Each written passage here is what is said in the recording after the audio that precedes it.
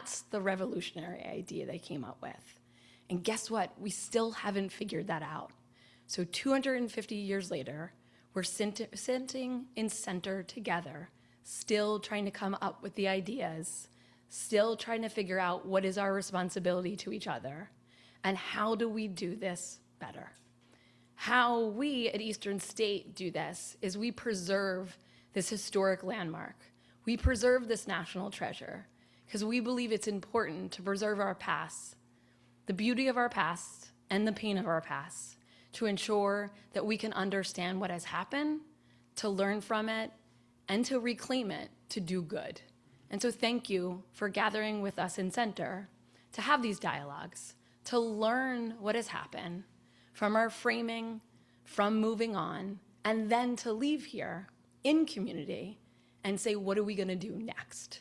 Because it isn't just the past, it's about how we go into the future to do good, to do justice, to do it together. So thank you for being here. And I'm really grateful to the community that has come here tonight to support us in this work, because we do not do any of this work alone. And so tonight, I get to extend the gratitude to a deeply connected, and I mean this in so many different ways, historically as well as personally connected family. So I wanna thank the Reichlin and Tuck families for their support with us. I wanna thank the America 250 PA community that is new to us. I want to thank Councilman Thomas and Young for all the work that they've helped us with in the last year. They're new to our Eastern State community and family, and they've helped us so much. But really in this partnership of support, and not just in what we do, but thinking about who we can grow into be, the work that we do in the city and across this nation. And without further ado, somebody that can really center us in this work over the last 100 and 150 years and move us forward in how do we build a stronger community. Please, everyone, welcome Larry Reichlin to the stage.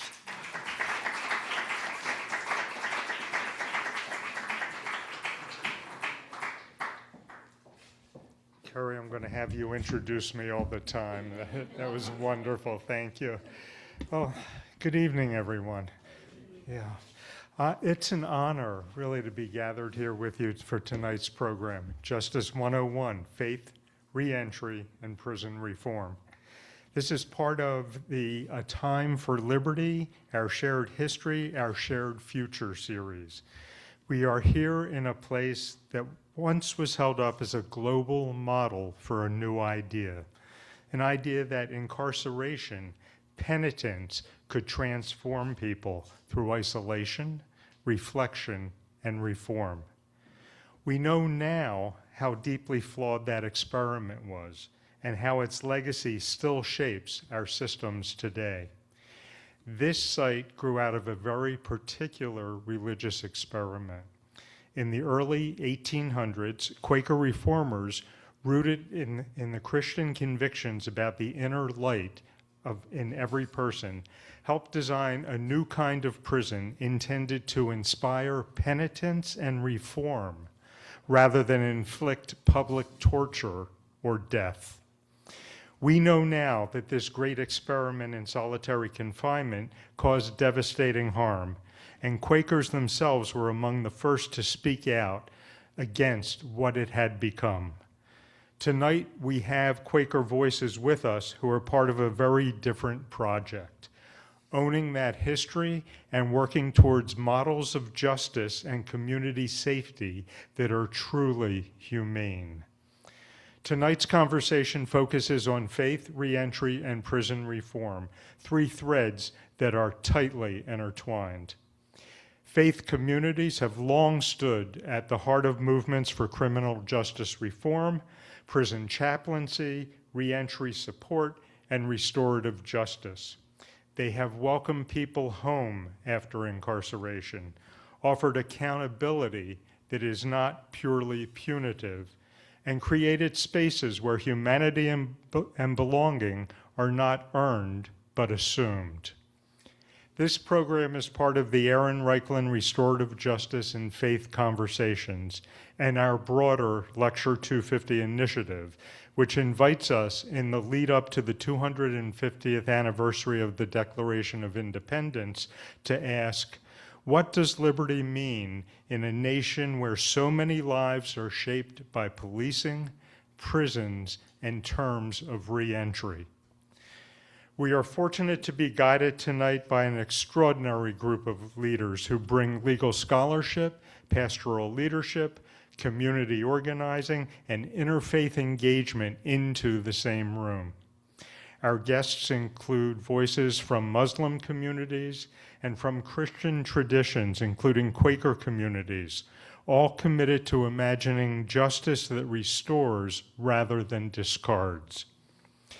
We had also planned to have a Jewish voice in this conversation, Dr. Yehuda Price, who brings both professional expertise and his own powerful perspective on incarceration and reentry. But he is not able to be with us tonight because he and his family just welcomed a new baby a bit earlier than expected. So we send them our congratulations, and we look forward to finding another moment to bring this voice into this space. After Curry's generous introduction of me, it's a joy to turn the spotlight back on her in a slightly different role tonight. In just a moment, you will hear from Dr. Curry Sautner and Dr. Michael Moreland together. Dr. Moreland is University Professor of Law and Religion and Director of the Eleanor H. McCullen Center for Law, Religion, and Public Policy at Villanova University.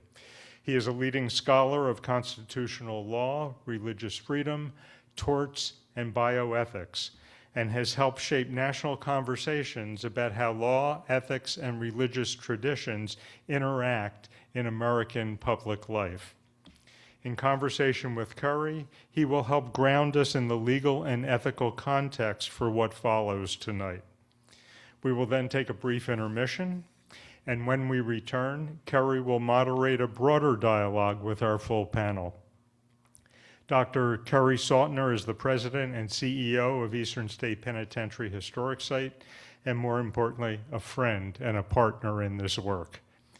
She will lead our interfaith dialogue, drawing on Eastern State's role as a civic classroom, using this historic site to explore the legacy and ongoing reality of mass incarceration in the United States. Our panelists are Imam Kaiser Abdullah, Director of the Mayor's Office of Muslim Engagement in the city of Philadelphia, and an assistant professor at Temple University.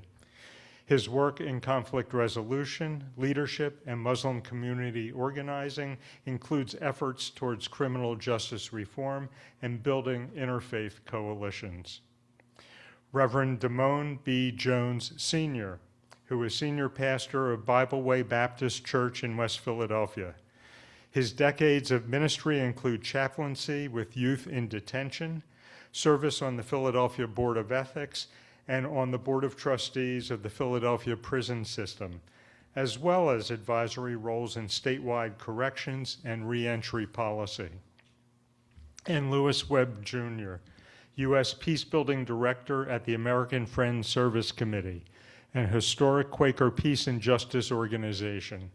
He has led healing justice work that confronts the school-to-prison pipeline, advances sentencing reform, develops youth advocacy, and articulates a bold vision for community safety beyond prisons and policing. Together, they will help us think about how their faith communities can move us from punishment towards restoration and from abstract ideals of liberty towards concrete practices that honor every person's dignity. Thank you for being part of this conversation tonight.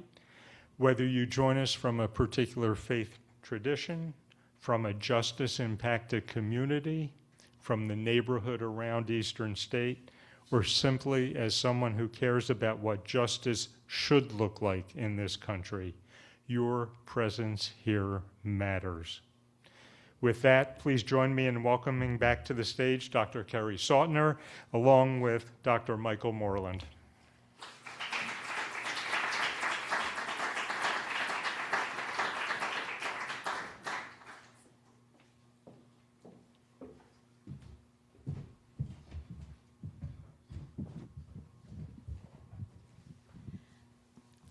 Okay, Professor Moreland, I'm really excited about this. All right. So Professor Moreland and I have known each other for a while. He has taught so many classes for me. Usually it's teachers and students that are diving deep into American history. And so we are really excited that you are our students tonight, and we are going to dive deep into the religious founding of America. All in 30 minutes, people. We can do this. All of it. You got it. I have full faith in you. We are just, I have to say, we have hundreds of people online. We have all of us in the room. This is a conversation that is so wonderful for Philadelphia, wonderful for Pennsylvania, wonderful for the nation. But we are also really lucky you're at Villanova. So we have one of the best schools to be on this topic right here in our own community. So thank you so much for being with us. Alma mater of the Pope as well. Wow, dropping bombs right here. You have all of the big wins tonight. So let's begin where we talk about Philadelphia. We talk about, the framing of this city, or when we look at the framing of America, and not, when we talk about this city, we have so many years that we can go back to. The Lenapes before that, and all of those religious beliefs and leanings. But what I want to do is frame it around American history and around William Penn. So even before the American history and the British history, can we talk a little bit about William Penn and the holy city that William Penn brought here? Because I think that explains so much of the religious freedom that we see in Philadelphia, and quite frankly, the religious experiment and freedom that we see here in Eastern State, because Penn did it differently. So can you give us a little bit of that framing? I think that's all right. Of course, we have some folks who later can speak to Quakerism more authoritatively than I certainly can. But right, I mean, if you think back to the 17th century context from which William Penn emerged, of course, he was from England. He, as a young man, became a Quaker, which was this movement in mid-17th century English religious life, and they were dissenters, right, from the established Church of England. And if you think of the wider context of the 17th century, I mean, in continental Europe, you have the war, 30 Years' War from 1618 to 1648, a time of tremendous religious conflict and strife. And so over and against that experience of the established church in England and the ways in which it suppressed and persecuted those who were nonconformists with the Church of England, Penn and others, Puritans, Catholics, Jews, various kinds of other religious believers, started to articulate a way of understanding religious toleration, religious pluralism, and ways in which the interaction between the state and church could be more tolerant, basically. And you see that then when he came here to found Philadelphia. I mean, he was given this tract of land by Charles II to establish a colony here. And unlike many of the other colonies, it was a place where there was what we would now call, kind of religious freedom and religious toleration. He's also influenced by and interacts with John Locke, whose famous treatise on religious toleration is roughly, contemporaneous with all this. They somewhat knew each other a bit, although Locke, I think, was about 12 years older or so than Penn. And so against that background, then, here in Philadelphia and in this, what now we call the Commonwealth of Pennsylvania, he had an experiment in which you would not have an established church. There wouldn't be a kind of state-endorsed religious institutional form of Christianity that everyone would have to support financially and otherwise. And he also had the beginnings of what we would understand as freedom of conscience, that with regard to religious opinion and belief, that people should have the ability to form their religious opinions, form their understandings of God and their relationship to the divine in ways that would be free from state coercion. Now, of course, some of these ideas go back way, it's not like William Penn or John Locke came up with these ideas. There are people who talk about the fact that Tertullian in the 2nd century already had an idea about something like non-coercion with regard to religious belief. But they picked up on those parts of the Christian tradition and then brought them here to Philadelphia. So we have this kind of like broader framing that William Penn brings, and it's because of partly of his lived experience. This persecution that he has, he comes and tries to frame this city in this way, and we see a lot of evidence of Penn's lived experience frames some physical building of Philadelphia in so many ways. It's very brick, it's a grid system, like literally the physical structures, the religious structures, the laws in certain ways, the penal laws in certain ways are written in ways that Penn is established. How does it pull in different religions? Do we see it not just in the structures of the laws, the structures of the religious beliefs, the structures of the systems of Philadelphia, but do we see it actually working where we see other people coming to Philadelphia because it is more tolerant? I think the historical record bears that out, that unlike other parts of colonial America, that this was a place where people who were, again, as would have been called then, sort of nonconformists, people who were, wanted to dissent in one way or another from established religious forms of state power, that Philadelphia and Pennsylvania became a place where those things were celebrated, imperfectly, to be sure. It's not like this was a sort of utopia or something like that, but there was a recognition from the 1680s onward that this would be a place where people who, Catholics for instance, or Calvinists of various kinds who didn't, again, conform to the established Anglican Church, would find a welcoming and would be able to participate in the life of commerce, to some extent the life of politics. They did have some religious tests back then. But the people could basically participate in civic life on equal terms here in ways that would have been much more, if not completely impossible, much more difficult, if not completely impossible in other parts of the colonies and back home in England. Yeah, and it's pretty aggressive. In other colonies, they're literally driven out violently to the point of death, if not death itself. So it is, I mean, we see that in Massachusetts, we see it in other colonies as well. So when we start to think, we get past the colonial states, we get into a constitution, how does that really codify, and yes, I'm gonna go there, how does that really start to codify in the state constitutions? I love to talk about state constitutions, we're just gonna do it for a minute, I promise. How does it start to codify in the state constitutions and then the United States Constitution, and where do we see that start to level into these framing documents? Right, so some of Penn's writings that emerged from his time both before he came here and then when he was here, and documents like the Charter of Privileges from 1701, we know had an enormous effect on, now we're moving into the 18th century, on 18th century American thinkers. So that this idea, for instance, of freedom of conscience, or what we now in the First Amendment would have as free exercise of religion, that those kinds of ideas, and a non-established church, at the national level at least, the state establishments continued into the 19th century in some places, but that this idea of free exercise of religion, freedom of conscience in religious matters, and a non-established national church, those kinds of ideas that Penn, put the seeds in the ground for here in Philadelphia from the 1680s onwards then, do get picked up then. And again, as you mentioned, for instance, the Pennsylvania state constitutions or colonial constitutions in, say, in 1776, for instance, have a sort of proto-version of our First Amendment in the Bill of Rights because of the ways in which the insight that Penn and others had with regard to the significance of this liberty with regard to religion was not just something that was could be traded off or anything like that, but there was a central inherent natural right of persons as part of their sort of inherent natural rights that people had.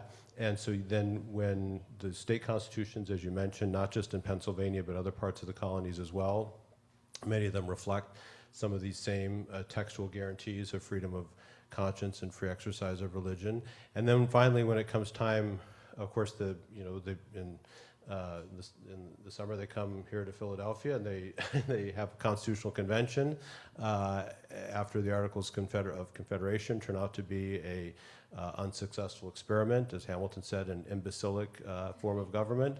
And so then when they come here to Philadelphia, they're in the shadow of William Penn.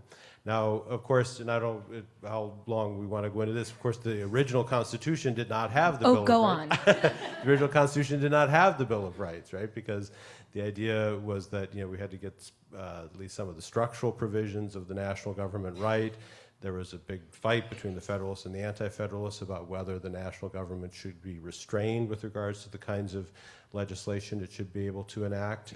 And as almost sort of a condition for ratification, the Anti-Federalists insist on a Bill of Rights, which then the first Congress sets to working on, sends 12 of them to the states. The first 2 are unsuccessful, but the next 10 are.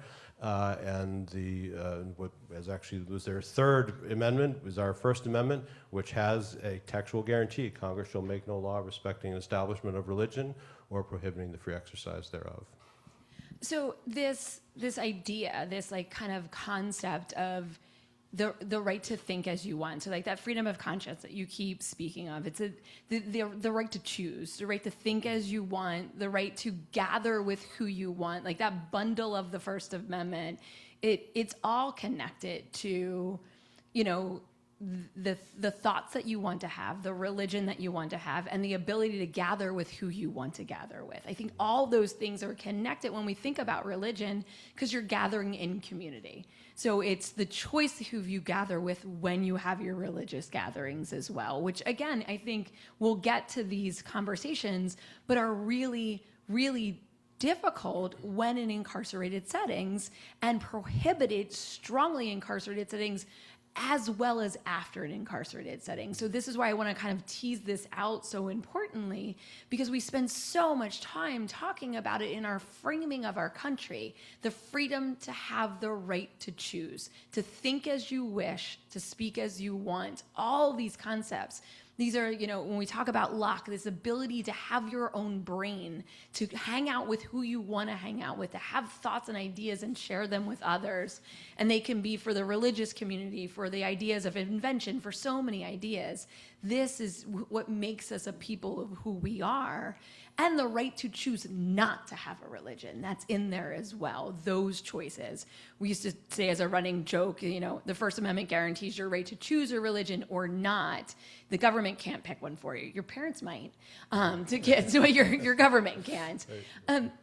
So the First Amendment is added to the Constitution, but there are mentions in the structural Constitution, the original Constitution, that clearly state that religion is your choice. So can you talk a little bit about how that is codified in the structural Constitution? And then I want to dive into religion and incarceration. Well, the initial articles of the Constitution, for example, prohibit religious tests for office. It's one of the few things that applies both at the national and state levels that's in the original articles of our Constitution.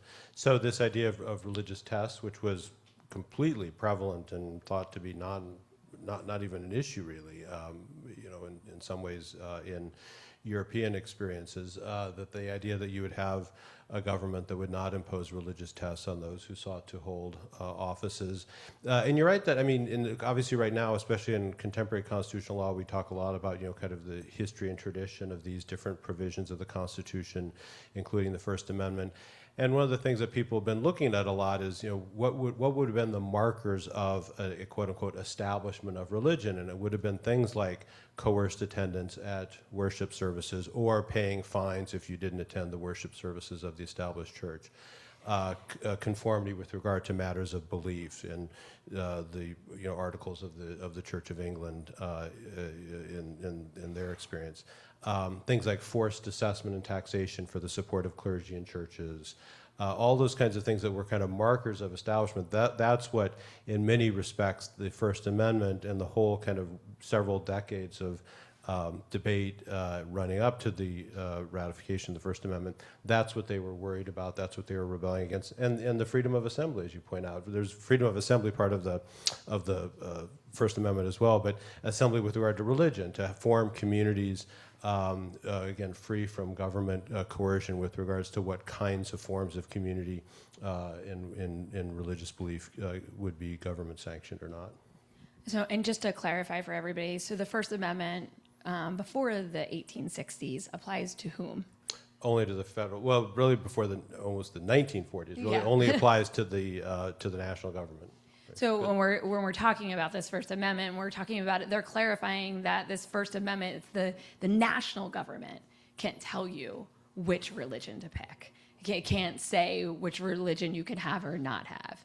This does not apply to state governments. So before we dive into Eastern State, just clarifying that in the name, and we can talk about the religion here and kind of unpack that a little. Could you talk a little bit about how are state governments treating religions in the different states after the Constitution was ratified? So on the two kind of prongs of the First Amendment, on the establishment front, there were, as I mentioned briefly, there were state establishments of state established churches in the colonies and then the states into the 19th century. But by roughly 1830 or so, all of those state established churches have been done away with. There are no more state established churches.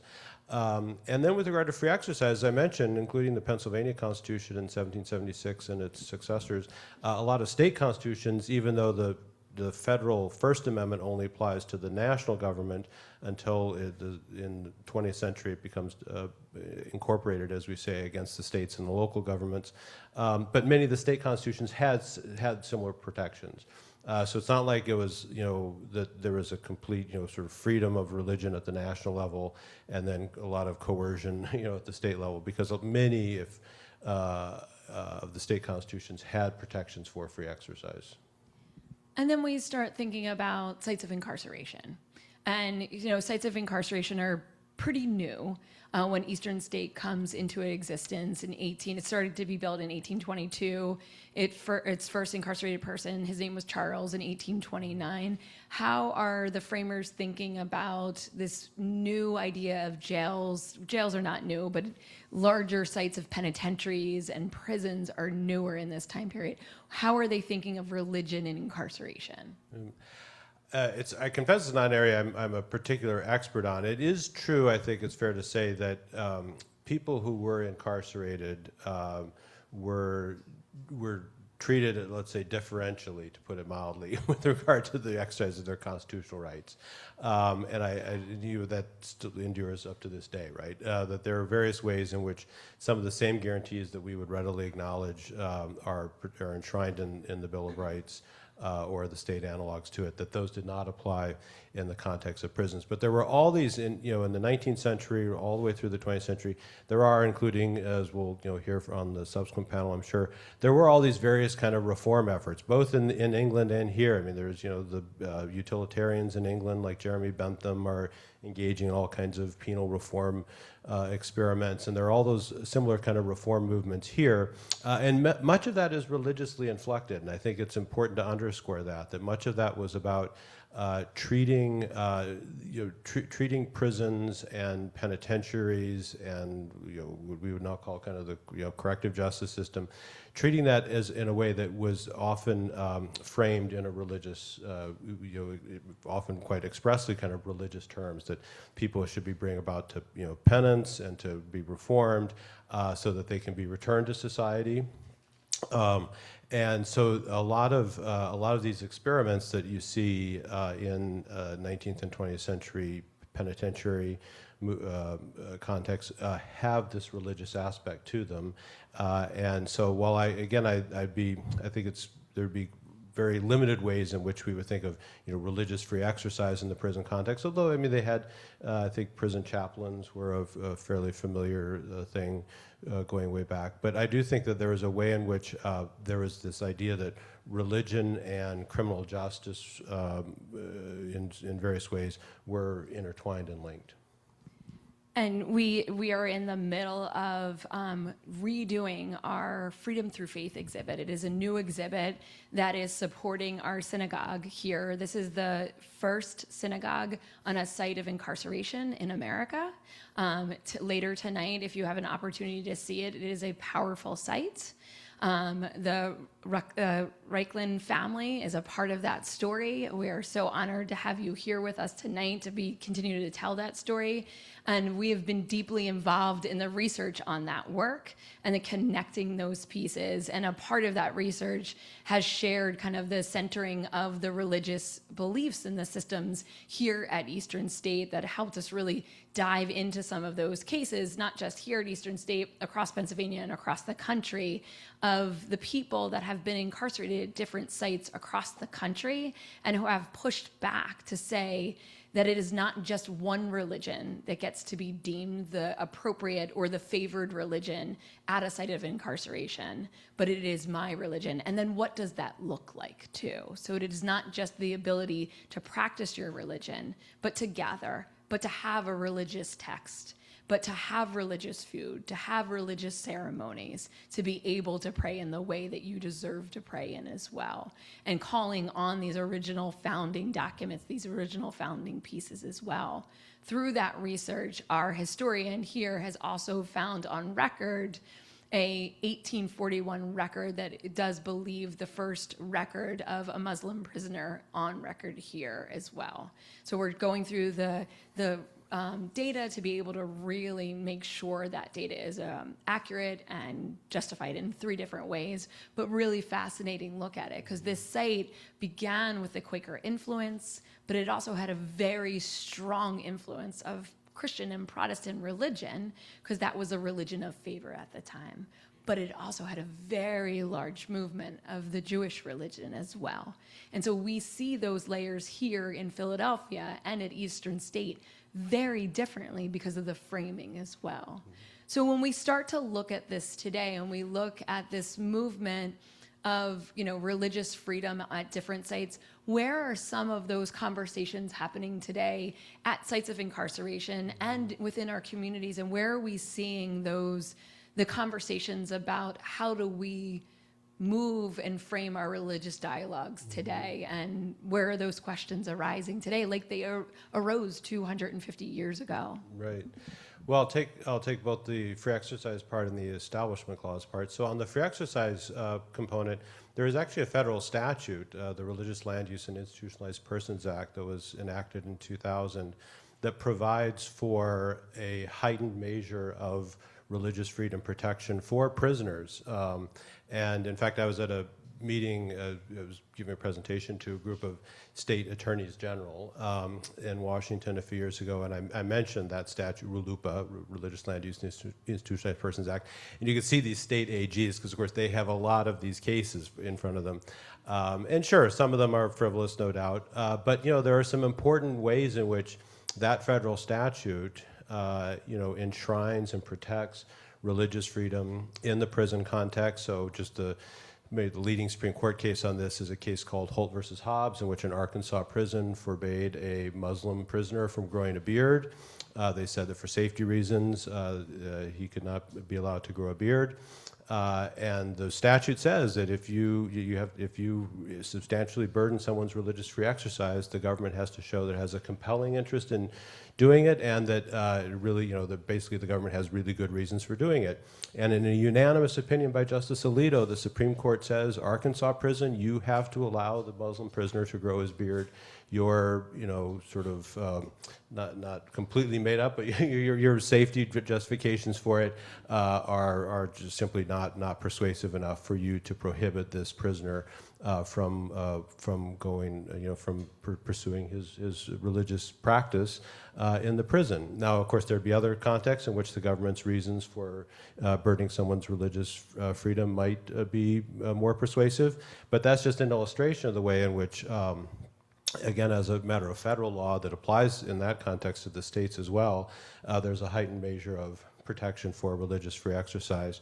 And then just on the Establishment Clause point, there was a period in the roughly, let's say, kind of 40s and 50s, and then really in the 70s and 80s and 90s of the 20th century, where the Supreme Court had a kind of very strongly kind of separationist view with regard to the interaction of church and state, and the inability of funding for state programs to go to religious institutions in all kinds of different ways. And the court, in my view, quite appropriately has ratcheted that back on that.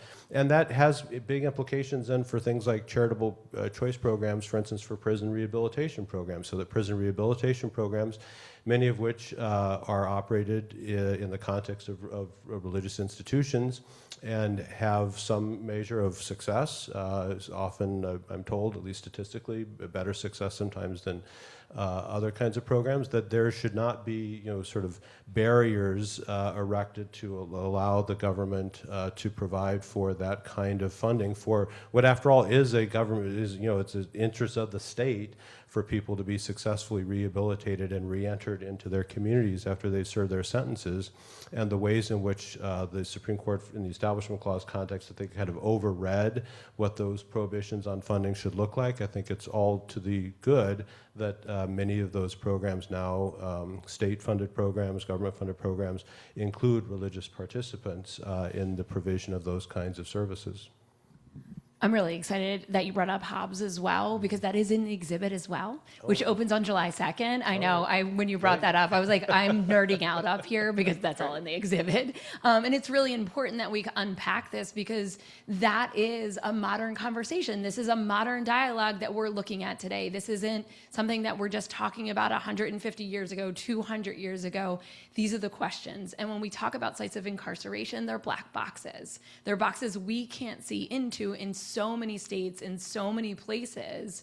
And when we talk about this tension, what we see is, where are people's religious freedoms able to be had, and where are they not, depending on safety and security? And that question was that person able to grow their beard? And the question from the prison side was, it is causing an undue harm at the prison center. And so that had to go all the way to the Supreme Court. But it is not always evident to people on the outside. So we are lucky enough in Pennsylvania to have the Prison Society, which is one of the few states that this is written into the charter of our PA Constitution, that we have a people's organization that can go into prisons to check on our community. This is very unique to Pennsylvania. Again, something different about our state to ensure that our community checks on each other. Very important. I invite you all back July 2nd, or if you're busy that weekend, I get it. Anytime after that, it's going to be a powerful exhibit. Professor Mike Moreland, we could stay up here all night. I'm really excited to talk to you further, and we will have you back after when that exhibit opens to talk even more about all the riff-razzs that we can talk about. Right. Thank you so much. Everybody, please give Professor Mike Moreland a big round of applause. Thank you, Kate. We're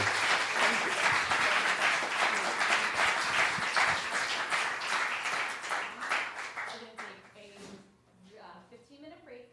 So everyone, if you need to grab a water or a restroom really quickly, and then right back here for part two. We're going to dive into the wonderful ways that you ended us perfectly on the next conversation. How do we build community? How do we ensure that those funds are going to amazing programs to help ensure coming home is possible, to stay home as well? So thank you very much. See you all back here in 5 to 10 minutes. Great. I just wondered how you're gonna perfect. We could have down like all the faceless. I was like, we don't have the time. You houses in there.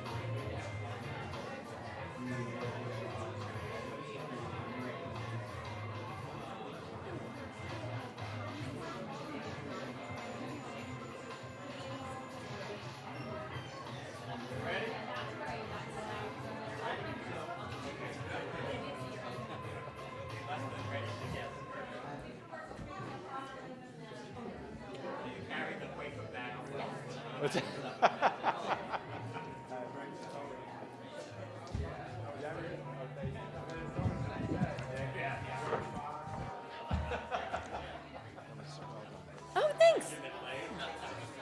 I shouldn't have.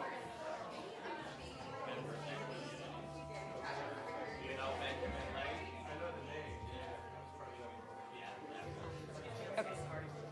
They're moving the switching.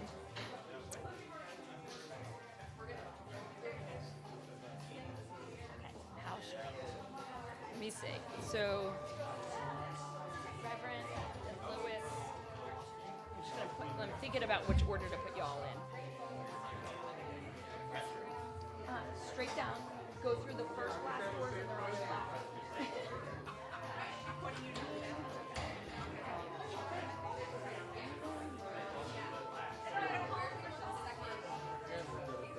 Oh, thank you. I had so many court cases. I was like, darn, I can stay up here for 3 hours after Moreland, but then he won't roll perfectly into third. So he's like, thank you. He's fun. Here, let's go here. No, we want to go here.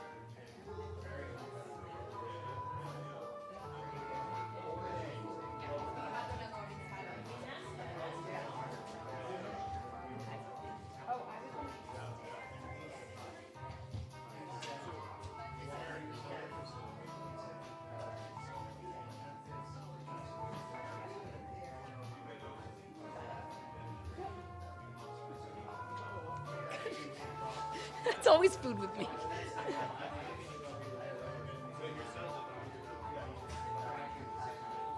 Okay, got it. Cool, thanks. I always forget I'm a doctor until you say it. I was like, oh yeah, I got that doctorate. I've got so many doctors here tonight. Hi, Carrie. My name's Eric, by the way. I'm a former student and research assistant for Professor Moreland. Yeah, I actually live in the area, so. You should come in more of these. I know, yeah. Honestly, I just moved here like 2-3 months ago, so I'm hoping to do more. Yeah. You should. We have these all the time. That's amazing. Yeah, like it got to my inbox. I'm not even sure how. I don't even think I signed up for it. I was Nice. like, I gotta do it. Wonderful. Thank you Yeah, for coming. of course. Wonderful. What is your area of? So I went to law school, and now I'm a federal clerk for a judge. Which judge? 6th and Market. Judge Slomsky. Slomsky, Yeah, okay. he's been on the bench for about 20 years. He's now a senior judge, so we kind of get the best of both worlds. He's big on mentorship, but his caseload is a little less than a full-time judge, so it's like perfect. He's in. Yeah. He's Especially like 1 year, because I just graduated in May, last May. Nice. Um, Congratulations. Thank you. That's So, cool. what are the events here? How often do they happen? Is there something here this summer, like a weekly or monthly thing? Okay. Carrie can get you signed up. Okay. This is Carrie. Oh, Program development. sorry. I thought that you were Carrie. I'm sorry. I know. Oh, okay. That's Okay. the problem. Like, yeah. I'm Carrie. Carrie. Carrie. Yep, this Okay. is the problem. We know it. We have a couple of things we're really It's keeping easy people to on their remember at toes. least. Uh, It doesn't help that we all figure He's new to the neighborhood.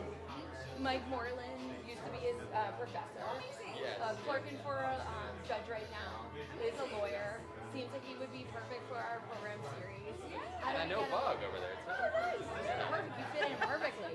Do we have events going on? Like we have a ton. We should go over to Spring Clean. Oh my gosh, yes. And Yeah. do you have a card There you by go. chance? I do not know. I can just take down your email. Okay, yeah. Sure. Somewhere in my phone is secret. I have my card. In fact, I lived in the area during COVID, and I might or might not have shown it. Maybe that's how I got the email for this. This is the first event I've been here in many years. We have a lot, so anytime we're Well, going that's to good. And I'm, on like Green Street, so not far from here. Yeah. So, this next one, and or is it just gonna be? It's going to be this group right here. Okay, So great. we're talking about their work, their prison set, reentry work, and some of it's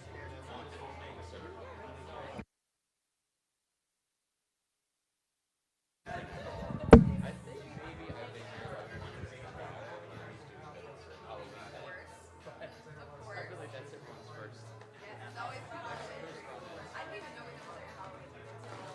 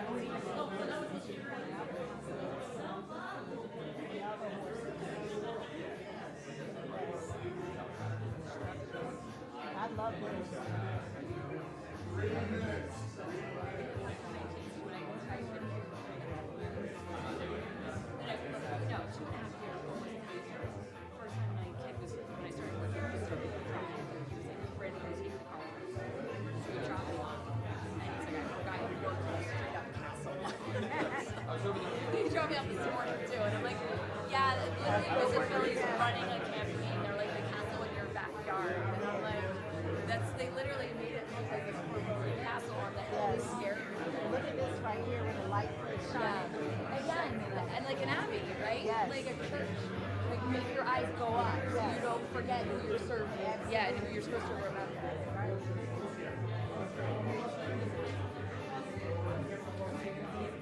I feel okay. Let's get everybody towards the stage. Where are my? So I'm going to have Lewis, and then you, and then Dr. Abdullah, and then me. Like I'm never on that side. So with my Moreland, I was like, I'm going to be last. Yeah.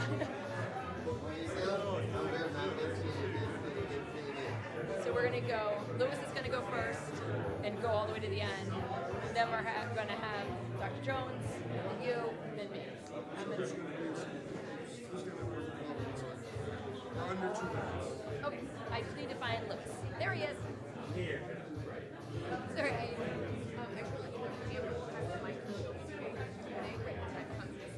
We'll go to Q&A in 45. Perfect. Okay. So you just said we are under 2 minutes. Wonderful. So.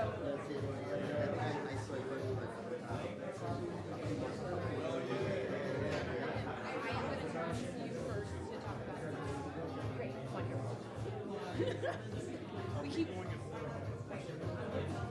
sorry, I lay out questions like I'm gonna follow in order and Do what you want. yeah, I did it at my Moreland questions. You just gotta go with me. Like here. Thanks, cool. I'm first gonna talk about what. Okay, you go first.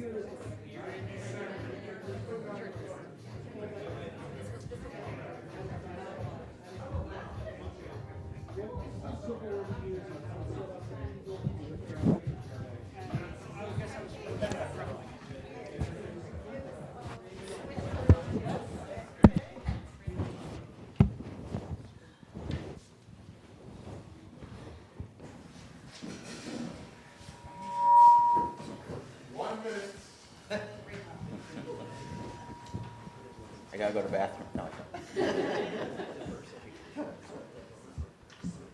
That was fun.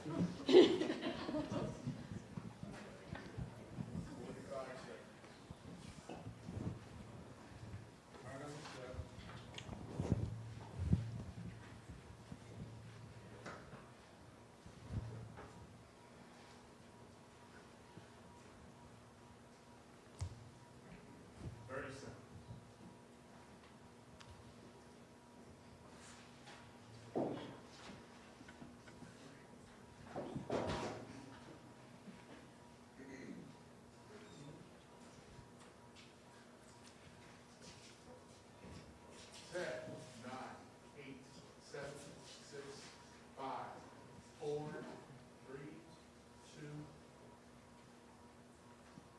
Hello, everyone, and welcome back. It's exciting to have you all back with us.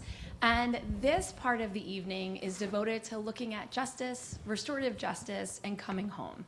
My name is Curry Sotner. I'm the president and CEO here at Eastern State, and I am privileged to have the three of you here with me tonight. And tonight is a very special night. Tonight is actually the celebration of Eid, which is a wonderful religious holiday. And to do its service and justice, I'm going to turn it over to Aman Abdullah to give us a little bit of story and some history and a religious ceremony with us tonight. Thank you. Good evening, everyone. Thank you very much, Curry. Dr. Saltner, thank you very, very much for having me here, and to the entire Eastern State family. Really appreciate being here. As Dr. Saltner mentioned, today is the Eid celebration.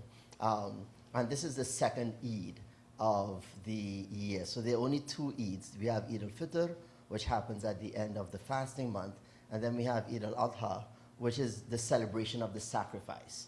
and that is actually happening right now. Many of you may be familiar with the Hajj or the pilgrimage, where millions make the journey to Mecca to celebrate that tradition. So that's actually what we're in the middle of right now. And anyone who is in the room who is celebrating the Eid, the greeting is Eid Mubarak, so all blessed Eid to you.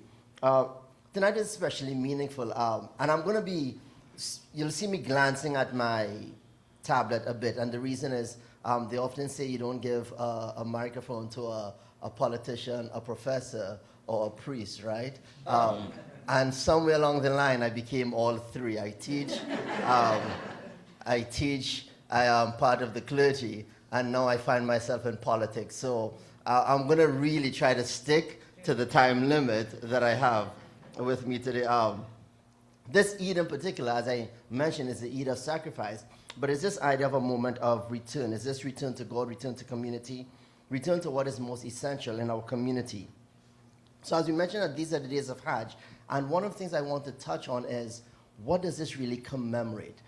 Really high level. This is a story of Abraham and his wife, Hajar or Hagar, depending on how we are pronouncing it this evening. But this story, and I know in our traditions we have different versions of the story, but from the Muslim perspective, right, the version of the story goes that Abraham's wife, Hajar, she had a child, and Abraham was commanded by God to take his wife and child to Mecca and leave them. So he takes them to Mecca and he leaves them there. And as he's leaving them, Hagar says, "What are you doing?" Because this is an infant who she's with. Right? Like, what are you doing? This is a place that she was taken to. They were unfamiliar with. What are you doing? And then she asks, "Is this the command of your Lord?" And he just says, "Yes." And she says, in paraphrasing, "Well, if this is the command of your Lord, then your Lord will not abandon me, or your Lord will not abandon us." And that was it, and he left. So the reason why I touch on that and this idea of Hajj, everything that happens around it is about the family of Abraham, right? The tawaf around the Kaaba, the running between the two mountains that Hagar did, everything about the Hajj is really in celebration or recognition or commemoration of the family of the Prophet Abraham, peace be upon him. So in that summary, right, what this reminds us is that to be human is to be really dependent on God or the Creator in so many ways, right? And also to be challenged and to struggle with things that are put before us by the Creator himself. In our tradition, we understand that we rely on the Creator as well as rely on each other. The pilgrimage itself is an act of struggle, endurance, accountability, support, and return. People walk together, they worship together, they rest together, we help strangers, we carry one another through exhaustion, uncertainty, heat, and difficulty. And as someone who has made the Hajj before, all of these things are just words. When you experience it, it's way more than the words can actually convey. But in many ways, it stands in stark contrast to the system of incarceration that we have built. And Dr. Saltner touched on this earlier on in her conversation with Dr. Moreland. When we speak about this idea of isolation, this idea of abandonment, this idea of permanent exclusion, the pilgrimage stands in stark contrast to that. So when we start speaking about this, we understand that one of the tragedies of incarceration in this country is not only the confinement itself, but the erosion of this idea of belonging, right? That we are part of a community and that we are connected to each other. And faith or faith traditions is supposed to remind us of that, right? Especially when it contrasts with this idea of incarceration. The message that many people receive long after their release is that they are disposable, they are disconnected, and they are beyond restoration. Our faith traditions challenge that idea. Our faith traditions pushes back against this idea that human beings are disposable. And later on in the commentary, you'll hear me mention about this idea that we are all born, we are all created with this dignity that the Creator bestowed upon us. that faith traditions tell us that we should not be disconnected, but we should be connected to the Creator and to each other. And faith traditions tell us that none of us are beyond restoration, right? No matter what happened, we are not beyond restoration. So because each human being is given dignity, and because we are here in this space, joining in this conversation, I look forward to continuing in this conversation with you, and I am pleased to be here on this day. I had questions about doing it on this day, right? Because I need to get permission from my family to leave them, but I really am pleased, just based on what the conversation has been already, to continue this conversation with you. So thank you very much. Thank you. Please give him a round of applause. And I do want to extend a thank you to your family that's in the room and your family that's online for allowing you to be here as well. There are a lot of our leaders for tonight, both you and Dr. Price, who is at home with his baby and his wife right now, taking care of them. There is a lot that our religious leaders do to hold on to community, to take care of other people's communities and families because they see them as their own, and they do also need to take care of their own families as well. So thank you so much for the work that you do. And Dr. Price, if you're listening at home, we thank you as well. And please kiss that baby for us. So thank you for leading into that. And thank you so much for talking about belonging. We talk about that. That is a modern word that is so powerful and really does center us in this conversation tonight. And also reframing that word restoration for me. We talk about restoration here all the time at Eastern State. I'm looking at like some of our board members in the room that literally do the work of physical restoration. And to think about it in the sense of human restoration is just going to be something that we talk about so much more at Eastern State. I would really like to go through with each one of you and talk about the work that you do in your field and take a moment to dive into the work that you're doing and share with our larger group here about how you're doing that work, how each of your organization is connecting to your community, building belonging, and using your organization to do that work. Mr. Webb, could you begin with this conversation? Well, bring it over to you over here. Talk Absolutely. about your work, please. Absolutely. Thank you. Is the mic working okay? All right. So I'm neither a politician, nor a professor, nor clergy. So I have no excuse but to talk quickly and to the point, right? I'll leave extra space for you in those roles. And you're a member of the clergy also, right? So I'll leave a lot of space for you all. Okay. So I am the U.S. Peacebuilding Director for the American Friends Service Committee.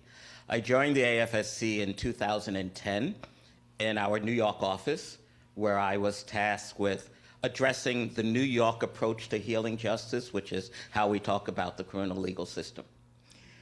And AFSC in 1979, I believe, or 78, I forget, issued a minute.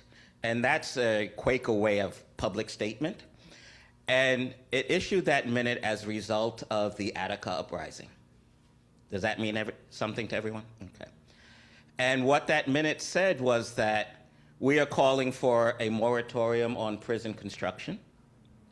We are calling for a repeal of the exclusion clause of the 13th Amendment, which kind of justifies incarceration and slave labor.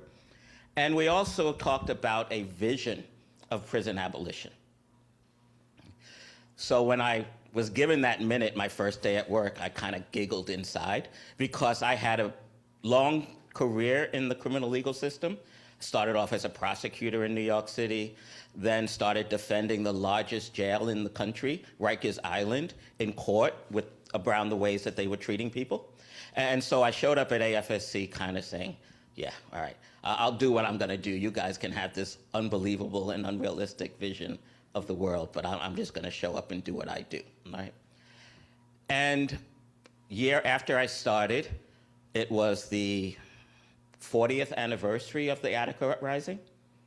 And so in New York, we decided that we would bring some of the Attica brothers together to talk about that experience in 1971. And my task was to find them, right? So I started reaching out to people who I thought might know, and they started giving me names. And one of the names was Hutch. So I reached out, I found out where Hutch was, and I reached out to him and I said, we would love for you to speak at this event. And Hutch said, you know, I'd love to, but I don't know how to get to you. And I said, oh, don't worry about it. We can help you do that. He said, well, I'm sure I can figure out the directions, but I don't know how to get around.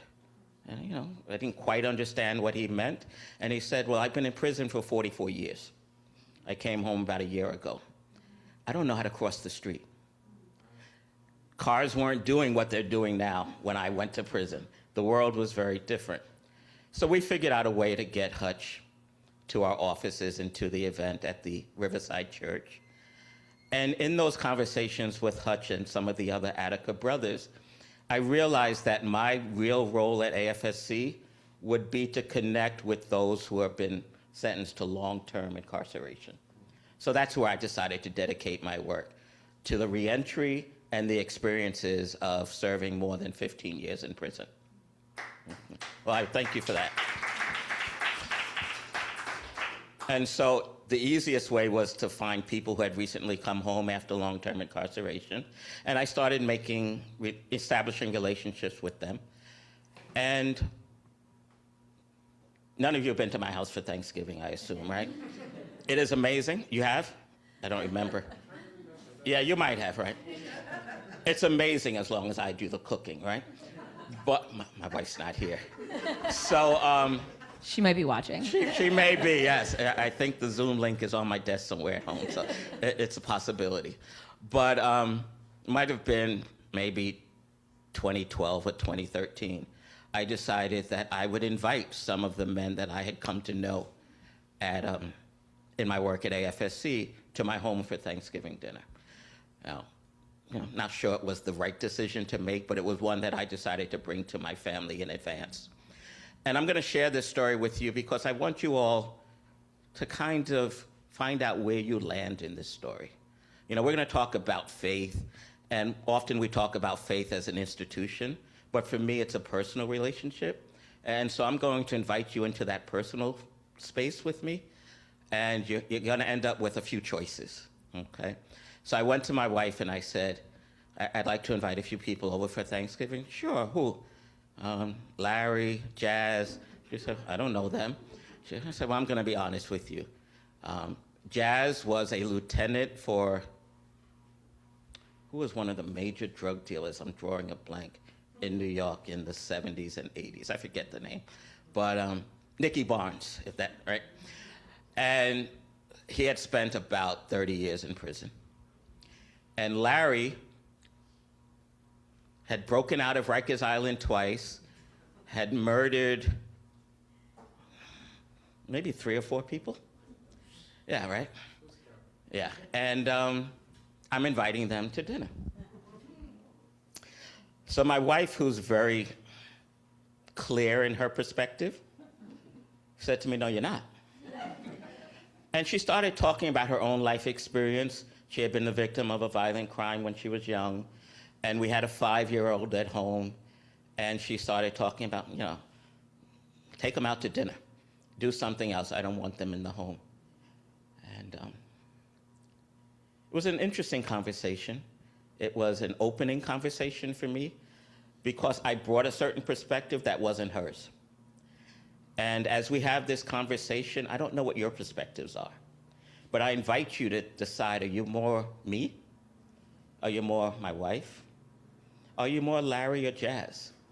And what does it mean to be in any of those spaces as we have this conversation about reentry and faith? Okay? So I just ask you to carry that with you throughout the rest of this conversation this evening. We survived, they came, and yeah, they ate well, and they've been back since. At AFSC, we talked about the Quaker tradition and its relationship to this institution.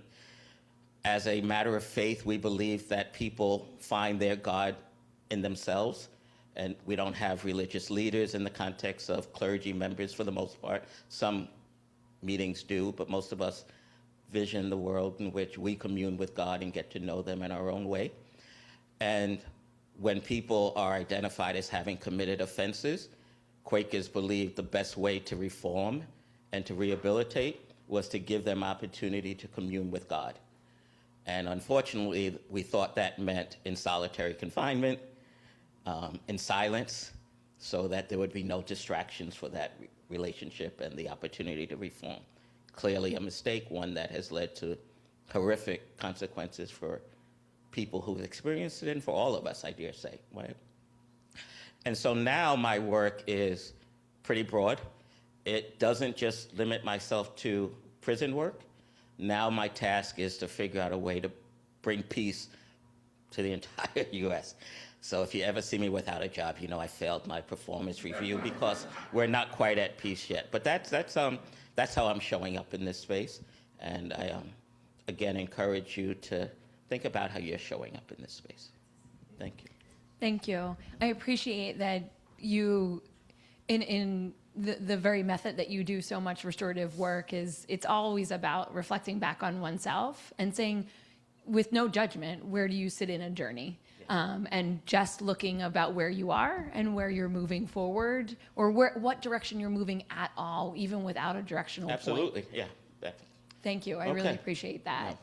Now, Reverend Dr. Damon Jones, I appreciate the amazing level of accolades you all have up here. You all are just so accomplished. I was also fanning out that he also has a street named after him, which is not a lot of people do in Philadelphia that are still alive. Let's be honest about it. We have to put that. But you do such amazing work for your community. You have built up such an amazing impact in this city. Could you talk a little bit about your organization and the work that you have done with your entire family that you have brought here tonight as well? Thank you so much for that. And talk about the youth that you're engaging and the impact that you're having on their lives. Tell us more about that. Well, first, thanks for having me. I'm excited to be here. I'm one of the few men in the world that looks forward to coming to prison. But thank you for having me and to my colleagues here. I just turned 60 years old, and thank you. And somebody said, somebody said when you pass 60, you're getting older. You start telling stories based on how long you've done stuff. So it was probably about well, I was a teenager. We'll say it that way, and I'm in Sunday school in this class, and my teacher, is doing such a wonderful job talking about the kingdom. And I didn't fully understand, so he's explaining it. And then I said, well, I think I may have a call to preach. And he says, well, do the work of an evangelist, make full proof of your ministry. He's quoting Bible. I don't know what that means. So he says, why don't you go to the jail with me? And I said, no. I said I wanted to preach. I didn't say anything about going to anybody's jail. And finally, he explained it all. I go to the jail with him. It was the old Holmesburg prison. And that's where I did my actual first public sermon, was in the gym at Holmesburg Prison. And from that moment, I couldn't stop thinking about it, and I really wanted to continue to go back. So somebody else tells me, I didn't have a car then, and this other young lady at our church says, well, I go to the Philadelphia Youth Study Center at 20th and the Parkway, and you could go there since State Road is so far away. And I said, what is a youth study center? I had such a sheltered life, I had no idea that there was a juvenile prison downtown. I just had no idea. So they take me there, I meet this guy, he's a chaplain, Reverend James Hazard, and he starts teaching me all of this stuff about how to work with kids who are incarcerated. And he assigns me the first day to the unit where there are kids who are charged with homicides. I'm blown away. I had no idea kids were killing people. So I worked with those kids on that unit, and that kind of started everything. So fast forward, I end up 32 years ago as pastor of Bible Way Baptist Church in West Philadelphia, where I tried to continue some of that work in the community, working with young men, particularly who have, are at risk. And then we had a mayor, Michael Nutter, who appoints me to the Board of Ethics. And I'm sitting in a room with all these attorneys, and you'll appreciate this. And I don't know what they're talking about. They're saying that campaign finance. I mean, they're talking about all this stuff, city council. And one day I'm just sitting there, and I don't know what they're talking about. I said, does anybody here that can tell me what will inaugurate the eschaton? And they all looked at me like, what do you mean? I'm saying, exactly. I'm talking theological stuff. None of you understand what I'm talking about, and I don't understand what you all are talking about. So I run into Mayor Nutter, and I said, look, I got to get off this board. I have no passion for this. I'm not a lawyer. I don't want to do this.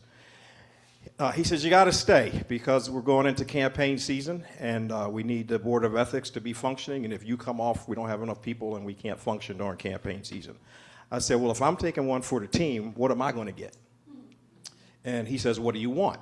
Well, I'm thinking, if the mayor says, what do you want? You probably should have at least two things, you know. So I said, well, I'd like to have the property across the street from my church, if you could help me somehow navigate that. And he worked through city council and helped me to get the property across the street from our church. I said, the other thing is I want to get off the Board of Ethics, and the first seat that opens on the Board of Prisons, I'd like to have that seat. And so he signed off, and I became part of the Board of Prisons. That was 15 years ago. And I'm still there. We're just getting to the point of putting another board in place. But I'm no longer a board member. But in the process of that, I was able to create this program called the Brotherhood Foundation, which is a mentoring program that uses basketball to get the kids kind of to a place where we can have conversation with them. So every other Thursday, I take a team of anywhere between 15 and 20 men from our church and community, and we go up to State Road, Philadelphia Prisons, and we have a basketball game, and then we have a mentoring session. What I didn't know is that relationships would begin to build through this program. And so now we have, and it's the same group that I started with when I was at the Youth Study Center years ago. These are all of the kids that you all, if you're from Philadelphia, you see on the news. These are the juvenile gangs, the shootings, the Roxborough High School shootings. This is all of the stuff that you hear about on the news. So these are the kids that I'm actually working with. And so that's what draws me into this space. It's building these relationships with kids that are, for the most part, kind of thrown away, kind of forgotten, kind of left out, kind of marginalized. And so I do this program, and I bring things that the system does not provide for them normally, unless you get it on commissary. So my goal is to make sure that every kid has at least 7 changes of underwear, because when you come in, the prison only gives you 1 change. So it's what you came in with and whatever they give you. My goal is to have 7. So I raise money to make sure that these kids have at least, you know, because I'm thinking, what teenage boy is going to wash his underwear out every night? None. So we provide that, and then every time we come, we bring a big plastic bag, gallon-sized bag full of tasty cakes and all kinds of snacks and those kind of things. So people say, how did you build a relationship with these kids? These are hardened kids. They have killed people. They have this. They have that. And what they're really saying is, how are they so connected to you? Because most people know I've never been incarcerated. I've never been detained. I don't know what handcuffs feel like. I've never did any kind of drugs. I never hung out. My sisters had to make me go to the prom. I was a home guy. Never had 2 parents married until they died. Went to school, got my education. So there is nothing that I had in common with these kids that I'm working with. And that's the part where I didn't realize what we were actually creating, because when I walk in with what you need, toothpaste, deodorant, soap, snacks, underwear, it's like, oh, Dad's here. So you're providing the things that they don't have, and it's not long, because normally a mentoring relationship takes you, with consistency, a good 2 years to build a good relationship. Ours happens in a couple of weeks, because I'm coming in showing you that I'm concerned about you, as opposed to just telling you that I'm concerned about you. And so the program just has continued to grow and develop, and it has morphed into something that is, at this point, bigger than me.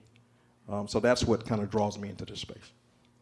And there's a level, like, from an outside perspective, somebody could look at that and say that's transactional, but in reality, it's human dignity.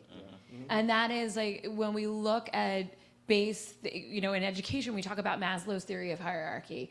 You're taking care of base needs, and that is human dignity. and that children are not getting that base human dignity need that nobody is, but children on top of that is frightening. It's quite honestly frightening. But thank you for that service to our kids, and they are our kids too, and we need to look at that. But again, that thread through of where are we in this journey, where are we in this work, and how do we really connect, and where is that belonging? And you really started us with that. And again, Aman, Dr. Kaiser Abdullah, you all are just doing so much good work out there and so much impact. Your work is in mediation, it's in teaching, as you said, in the politics, in the religion, and all of this work. You have brought a new level into this city to connect the community to resources and to support.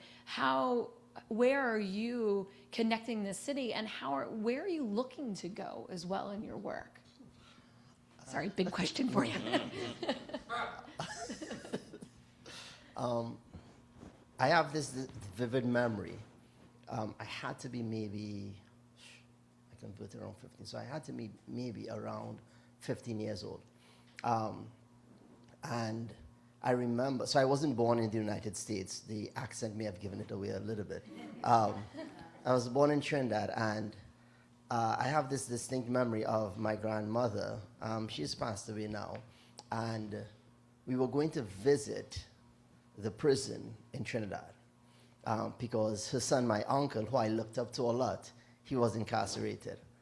And I remember walking across the street with her, accompanying her to the prison to visit my uncle. I think that was the first encounter I had with the justice system in that way. And as I said, right, this is an uncle who I looked up to. At one point in time, he migrated to the United States and found himself incarcerated in the United States as well.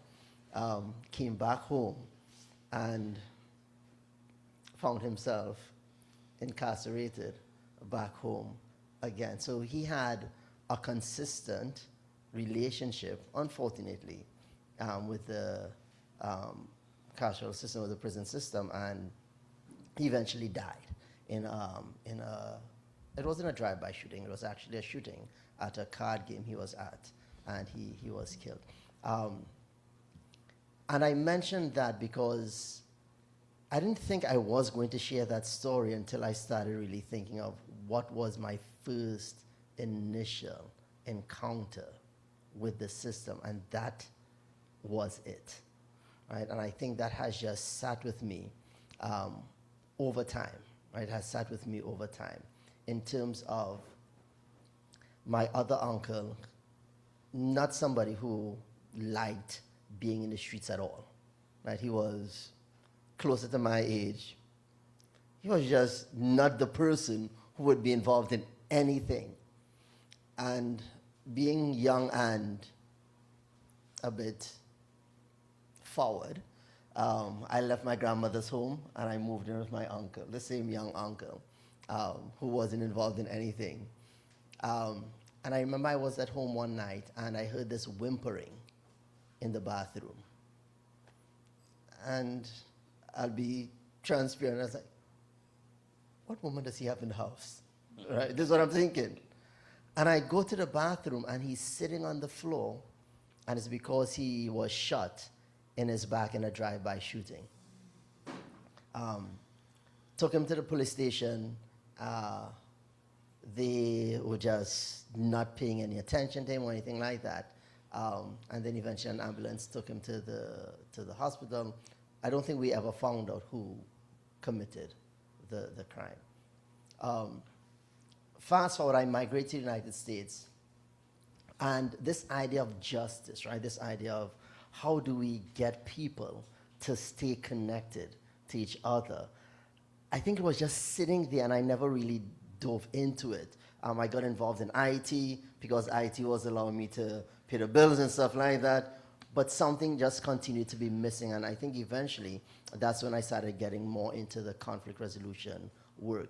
And I'm glad that Dr. Jones mentioned this idea of connection because throughout the work that I found myself doing, it always came back to that the only way, the main way that folks continue to find restoration, continue to find reformation, continue to find the things that have some meaning to them is through connection, but consistent connection. And I would posit that the reason why these relationships form is because of the consistency of every other Thursday, right? If it was once a year, very different, right? But consistency and connection, it moves us to where we need to be from all of the work that I've been doing in this way. So now answering your question, Dr. Stoughton, in a more direct way. So what do I do here in the Mayor's Office of Muslim Engagement here in the city of Philadelphia that I've been here for 2.5 years? 2 months ago, we finally got 3 Muslim chaplains to be employed on State Road, all right? So, and I need to name this, right? When you look at the population at State Road, when you look at the population of the Juvenile Justice Services Center at 48th and Haverford now, right? No longer in Center City, but 48th and Haverford now, right? The majority of them identify from what we understand as Muslim, right? 2 months ago, when I visited Mod 3 up on State Road, this is where the juveniles who are being tried as adults for the most serious crimes, out of the 11 of them who were in Mod 3, 11 of them identified as Muslim. Why am I sharing this publicly? Because I find myself in the work that I'm doing in the middle of this work, right? Like my work is not divorced from how do we engage in making sure that our families, our youth, when they return, that they're returning to communities that care for them and love on them, as we often say. I think somewhere in 2020, I was the co-convener of the Muslims for Criminal Justice Reform, right? And the idea behind this was that we needed to use the principles of the faith and the tradition to help folks reintegrate themselves into society, right, into the communities. In my role here in the city of Philadelphia, right now we're also working on getting an Islamic studies instructor for the Juvenile Justice Services Center, all right? Because we do believe and we do know that tradition of faith is something that moves, right? But I want to go back to something that Dr. Moreland said earlier on that really resonated. It is not the theology, although as a faith practitioner, we love to believe it's a theology that moves people, right? Let me hope I don't get stripped of my credentials after this, right? The theology is important, right? Right? For anyone who's looking, who I might be reporting to, right? The theology is important. But it is not the theology alone that really gets people to where we need them to be, right? It is the community engaging in the proper practice of that theology that connects them, that grounds them. It is the way we act upon that theology, that practice that we say we believe in, that people connect with. I can stand up and give a sermon all day long.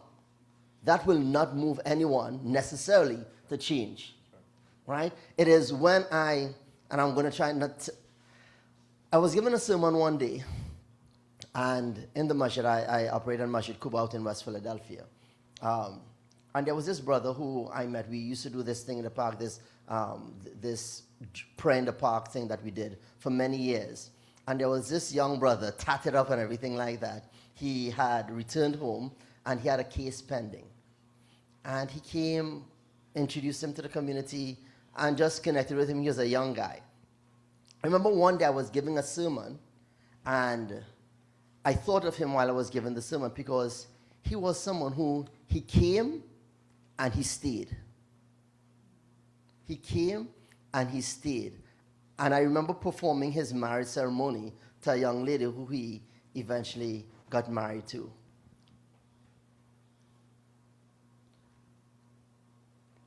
And I remember maybe months after I got the job in the city, I was walking through the courtyard by City Hall there, going to the office, and I saw this guy. And for a moment, I didn't recognize him. And then I saw who he was, and let's call him James for the sake of this, right? I'm like, James, how you doing? And he's like, Brother Kais, I'm just all right, I'm cool. I'm like, no, how you doing? He's like, I said, how is your mom doing? He's like, well, I'm not there anymore. I'm just living out here now. I'm like, what do you mean you're living out here? He's like, yeah, I'm just out here now. I said, okay, so what can I do? How can I support you? What can I, tell me anything you need. He's like, I just want a cup of coffee.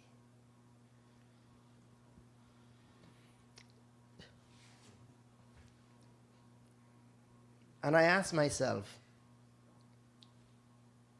where did we fail in creating a system that he could stay connected to?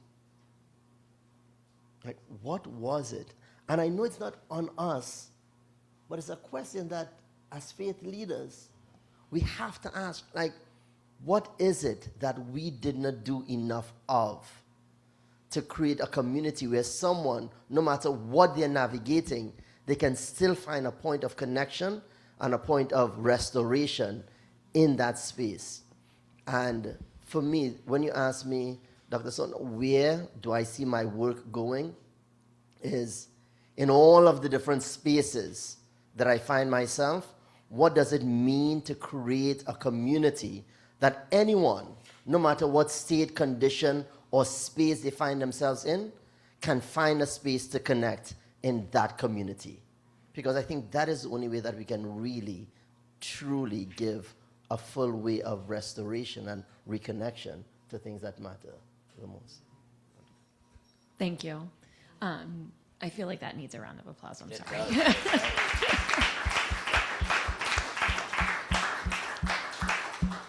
Few things there that I want to note. Thank you for sharing your story, your family story. So many people are impacted by the justice system in so many ways, and we don't share those stories. We don't talk about that moment, and one of you shared it earlier, that constellation of moments, of those interactive points with the justice system. And it's sometimes for some people it's shame, sometimes it's fear, sometimes it's trying to push it out of your memory. But so many of us are impacted by it. And we need to share those conversations so we can engage in a larger community about how to solve problems as that community. So I want to acknowledge and thank you all for sharing those stories, to air out those things and to shine the light on those, and to be brave in sharing those pieces so we can move forward and other people can share those as well. So I appreciate that from you, and so powerful. And, you know, as you all share those stories, we dive into it. And Professor Moreland, you shared this earlier. We do know that there is a lot of research out there that shows that people that find faith within incarcerated settings and have faith communities that come home to, it is a mixed bag of survival with those faith communities. Sometimes it is a higher rate of the ability to be in a traumatic setting of incarceration and come home and stay home because of those faith communities. And some of the data also shows that that is not true. And when you dig into the research, what you find out is where are those touch points. And so it is quite brilliant that all three of you are really analyzing the work that you're doing within your communities, within your systems, to analyze that, to say, how are we building this? What are the relationships? How are we building belonging? And what more can we do? Because even all the research tells us it is a hard mixture to do. So thank you for that brilliance, that honesty, and that work that you're putting into it. And also that you are not alone, that there is community here and out there that can build upon it. And this is, quite honestly, this is the whole of the community. If you're within a faith community or outside a faith community, I think it is the role of the larger community to support one another. One of the things that I feel is so important about the history here at Eastern State and the celebration of this Reichland series is this is not a new idea. You know, we talk about the trauma of the past, but there was also a strong community of the past. The reason we have a synagogue here is the power of the families and the Jewish community in this community. That, you know, in 1922, there was a synagogue here on site. That is mind-blowing in America, absolutely mind-blowing. But do you know that they also bought the family and the community and community volunteers like John Paul? They also bought homes and they helped community members within the larger community. Groups of people, both incarcerated people and Jewish community members within the community, part of JCRC, our local Jewish Federation community, they worked together, raising money from incarcerated people here at Eastern State and people at home to take care of families within Philadelphia and to give them housing when they came home, to get them jobs, to train them when they were here. This is something we do for each other. We help each other, we lift each other up. That was stuff they were doing in the 1920s, in the 1910s. And so how do we build on that? How do we learn from that? And how do we continue to grow? So I'm going to toss it back to each one of you to kind of pull through this. How do you see, so Mr. Webb, as your work continues, you're also working not just at coming home, but also to stop people going to with the ending the prison school to prison pipeline. So could you talk a little bit about toggling that back and forth and the work that you do to ensure that our youngest aren't going to prison in the first place? Yeah, absolutely. I'm full of stories. That's another side effect of getting older. So, again, most of my life has been in New York City, and for a number of those years I lived in the Bronx. And I was working for AFSC doing policing work. And in New York during that time, there was a practice known as stop and frisk. Does that have context for you all? Okay. And you know, when the idea was brought to me and my office, you know, we need AFSC to step into this fight. I said, I'm 40-something years old. I don't know what it means to be stopped or frisked. They don't bother me. I'm not a threat to anybody. But I have 3 sons. And so before I decided that I would bring AFSC and its resources to this work in New York, I said, I need to talk to people who know what this is, right? And so one evening I got home and my middle son, who I think was 15 or 16 at the time, I said to him, or I asked him, have you ever been stopped by the police? And he said, yeah, all the time. And that landed heavily on me, right? And so my follow-up question was, how does that make you feel? Or how has it made you feel? And his response landed twice as heavily. He said to me, it's no big deal, that's what they do. And what that convinced me of is that we have now created a generation of mostly young black men who have devalued themselves because of a system of policing and carceral states that have told them for way too long who they are, what role they have in society, and how they need to be controlled, right? So that led me to understand there is this thing called a school to prison pipeline where we are actually preparing young men, mostly, young black men mostly, for that journey, okay? I don't know if this is a true story, but I read somewhere that probably in the 60s, they would decide how many prison beds they needed by the number of black boys that were born in a particular year. Is that true? Okay, I prayed that it wasn't, but yeah. Mm-hmm. So that's where I decided that at least part of my work needed to be on what we call the front end of the system, that feeder to carceral states and prisons and jails and the like. And how do you do that? You can talk to the young people, stay out of trouble, avoid spaces where you're going to encounter the police. But that puts the burden in the wrong spot, in my opinion. The real burden is ours. And at AFSC, we have this initiative called Think Twice, which invites each and every one of us, and therefore I'm inviting each and every one of you, before you dial 911, think of its consequences, okay? What is the value of bringing an armed law enforcement officer into that space? Who are you putting in harm's way? What role do you want them to serve? And if we pause before we dial those 3 digits, something we've all been taught since childhood, right? That's how you respond to conflict, you dial 911. What happens if we thought of another way of dealing with that conflict? How much less would the school to prison pipeline be a reality?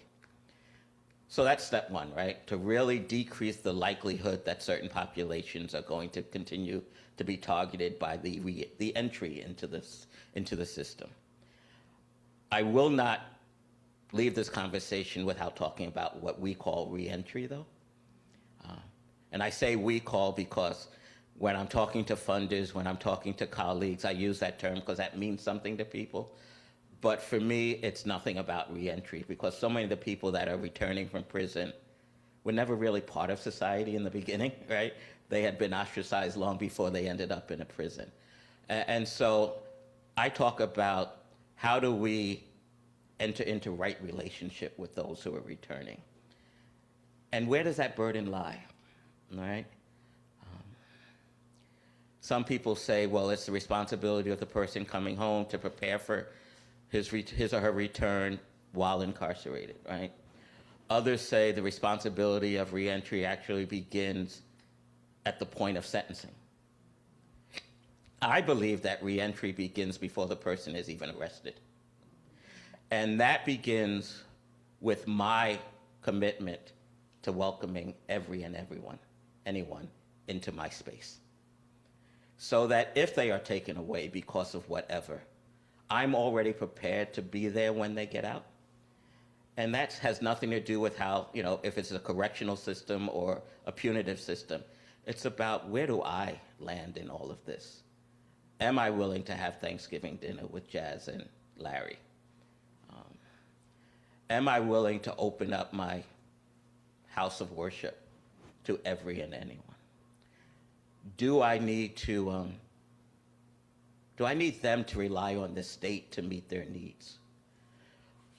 A state that has punished them, has been harmful to them most of their lives. And the answer is, if we want success in that reentry right relationship, we can't rely on institutions. We really have to rely on, when I wake up today, am I as equally prepared to welcome Larry as I am my best friend down the street? And if the answer is no, then no matter what the person incarcerated does on his or her reentry journey, it won't be successful, because there's nothing welcoming to come back to. And so when I get to have these conversations, I very often start with my colleagues at work, my friends doing whatever we do. And I'm just gonna borrow this, because when I read that you do your work around basketball, and I realize where I am and how successful the Knicks are, and, oh, I'm sorry. Sorry about that, Philadelphia. You're in dangerous ground there. All right, back to the topic at hand, right? I was about to compliment you on something. Yeah. Now I'm not going to do it. I welcome all you 76ers fans as you re-entry into the reality of New York basketball, right? It took a minute or two, but we don't think beyond the immediate, right? Okay. But really, if we're going to have a deep, honest conversation about what happens when people are returning from incarceration, the answer, in my opinion, is, am I ready? Are we ready? I know the system did not make them ready. And so the burden is mine. The burden is ours. So call the police less, decrease the pathway to prison, decrease the pathway back to prison by working on my own ability to welcome the stranger. Thank you. Thank you so much for giving it. Yeah, exactly. I love how you bring it back to it is our responsibility. We started this conversation with rights and responsibilities, and it is those. Pastor, thinking about the next 250 years, how do you see the work of reentry and the goals of where you want to see our country moving forward? Where do you see this work moving forward? So you were doing well till you mentioned the Sixers and I the know, Knicks. just really. And I was going ESPN has cut that out. I was going to start by quoting something, but I'll do it anyway. Anyway, so something he mentioned kind of triggered something in me. When I was a seminary professor, I took a group of students up to it was an intensive, one of those intensive classes. So we only had a couple of days to work with these students, and I took them to a Philadelphia public school, and the next day we went to Philadelphia prisons. And after both visits, I had a Korean student in the class, and he comes to me and he says, "I feel tears." And I didn't know what he meant by that. Another student says he feels like crying. I'm like, why do you feel like crying? He says, what are you Americans training your kids for? I said, what do you mean? And I'm thinking you already got an A, because I think he got what I was trying to show him. And he says, well, we go into school, and the kids are wearing light blue tops and dark blue bottoms, and we go in the cafeteria, and they have these trays, and you peel the top of the tray. There's bars on the windows. There's one teacher for about 30 kids. And then we go to the jail, and guess what?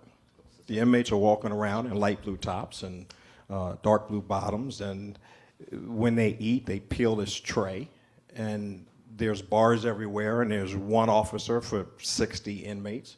What are we preparing these kids for? And he was exactly right, and that's what I wanted them to see, that there is a problem that we have to work at, we have to admit exists, and we have to make sure we do something about it. So that's the one thing. The other thing is I wanted to come back to something that you said about it not being about religion. And, I'm a Baptist preacher, so, and he's right. On State Road, the last time you were there were 11. There's 5 as of right now. But there was a time when there was about 30, and just about all of them were Muslims. How does a Baptist preacher connect to all of these Muslims?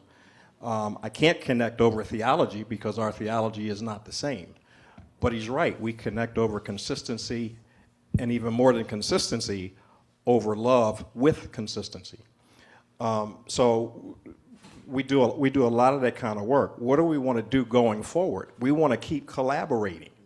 People often ask me, so what are you? It's great what you guys are doing inside the jail. What are you doing to keep people from getting there? And my standard answer is, no, what are you doing? I'm doing what I can do, what I know that I'm assigned by God to do, what I'm gifted to do. But I also have to partner with other people who are doing the parts that I can't do. That includes what you do, it includes what you do, and what other people do.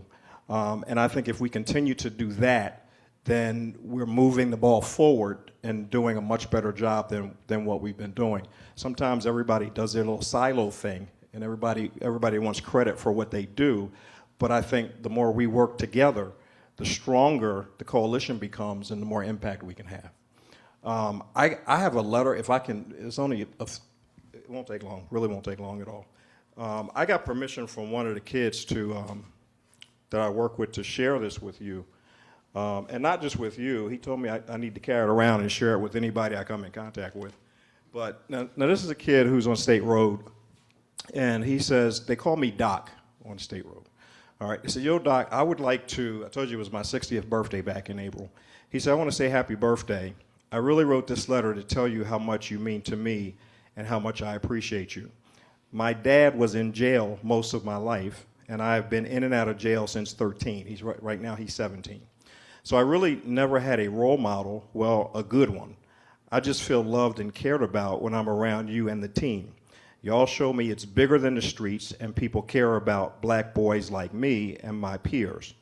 and it's your birthday. You getting old, man. I hope everyone have a doc in their life because you're a role model. I need it. You are like a real cool old head. To your swag, your walk, your talk, and you're not corny. Even though we only knew each other for 6 months, I can tell you, you care about me. Like you knew me my whole life. I just wanted to tell you how much you meant to me as a young black man. I love you, Doc. Keep up the work, and happy birthday, old man. That's really not just about me. It's about the whole team, because he mentions that in here that goes in. We can make a difference if we are consistent, and regardless of theology, one of the things that we will always agree on is loving one another.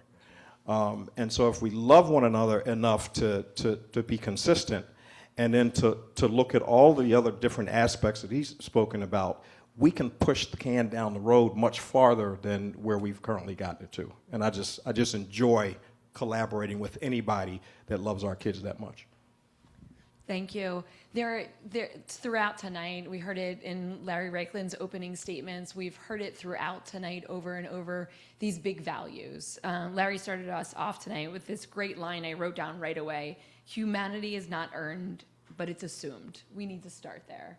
Each one of you has pulled out big ideas of human dignity, of love, of belonging, of connecting. These are all values that are so implicitly needed in our world, in healing, in religion, and what pulls us and binds us together to do good. So I wanted to end, and we'll go to questions after this, but I wanted to end with you. As you do this work, as you move this forward, what is that guiding value that you hold on to and really use to the work of your community and the work of Reentry? Sorry. Thank you. Thank you very much. There's a quote from the Quran that says, "And God has made the sons of Adam dignified." And when you mentioned that earlier on, that was the thing that came to mind, right? That this idea of being dignified is innate. We don't lose it because of what we do. Or, yes, we've made mistakes. Yes, we've done something wrong. Yes, we've caused harm, right?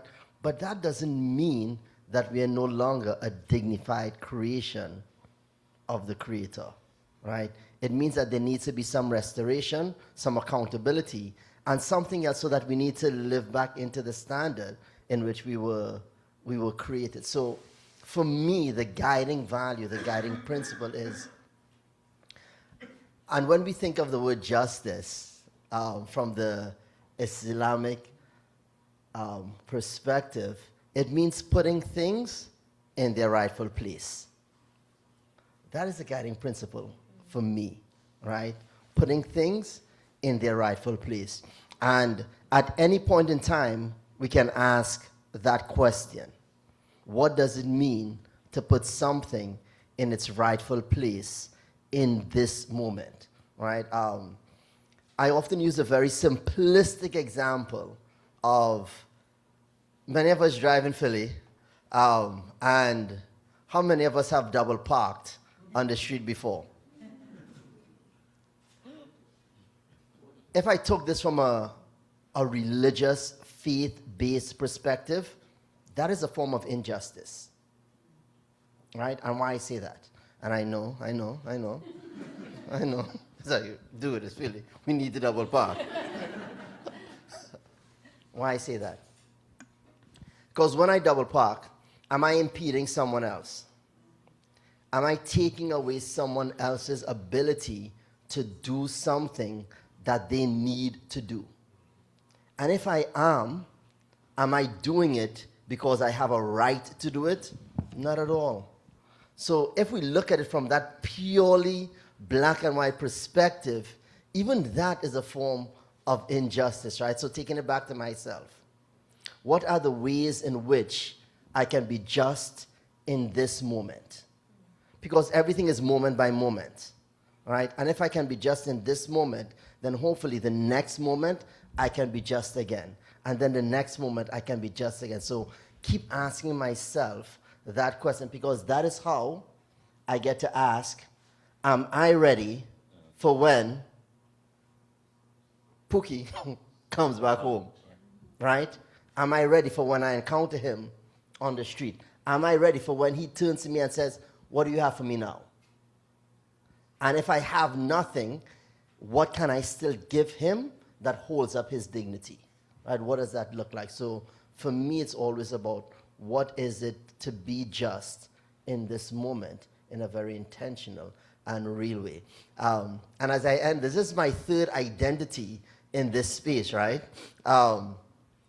Because why do what I do?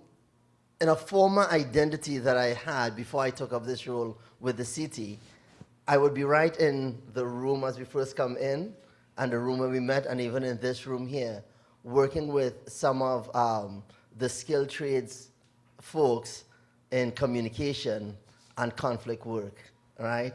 And then that was my first identity coming into this space. And then the second time I was in this space was when there was a graduation for, I think this was Rebuild Philadelphia, right? And then there's the third identity I'm holding in this space here in Eastern State.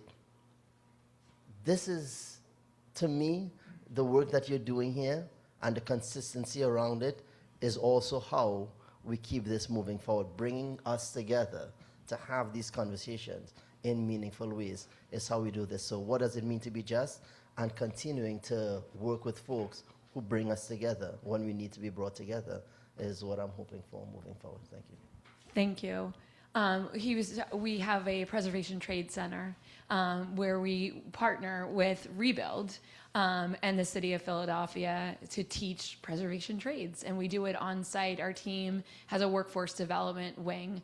And so what we talk about all the time and what we partner in is how do we utilize this site, a site of trauma, a site of pain, to work with people across the city and across this state to rebuild and teach skills for not just any job, but for a career to build up themselves, to build up their community, and to build up their lives, and to go out and rebuild this city, rebuild this state, and to do good. And so our intersection has crossed over in so many different ways. And to find justice is so much of what you said tonight, is to keep moving forward and keep intersecting with ways to lift each other up. But Louis, to your point and to your point, Reverend, keep showing up and realize where you are in the journey and which direction you need to go. Thank you all three so much for this wonderful conversation. Let's turn it to the audience now. Does anybody have any questions before we wrap? But I'd love to hear if there's any questions. Campbell is ready with the mic. Right there, white blazer.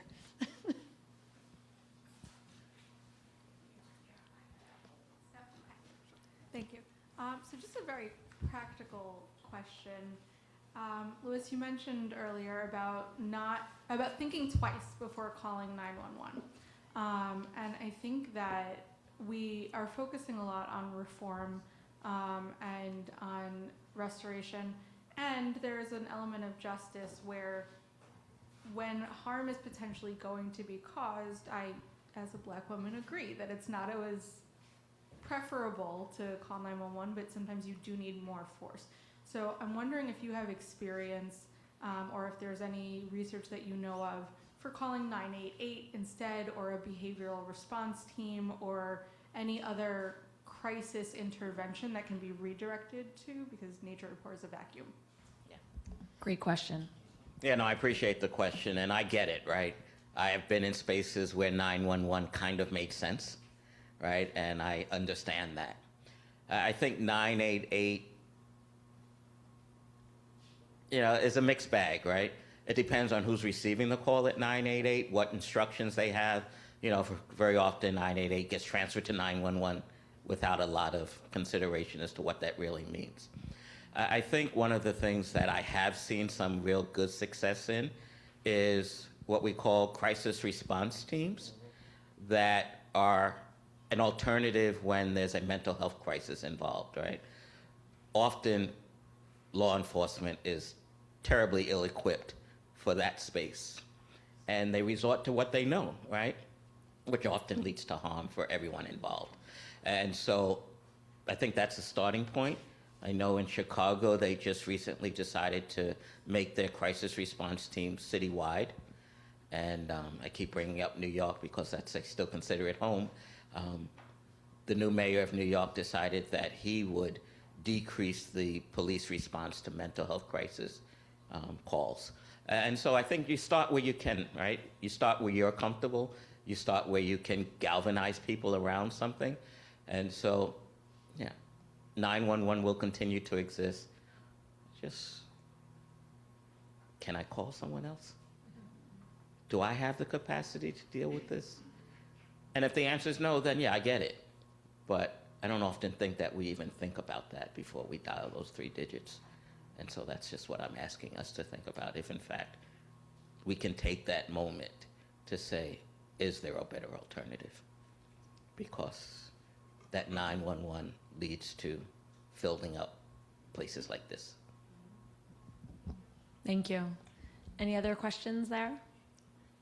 Well, wonderful. This has been an amazing evening. Thank you all so much. Thank you, Professor Moreland, earlier. Everybody, thank you so much for coming tonight. Have a wonderful evening. And there is a final reception, so please join us as well. Thank you. Big round of applause.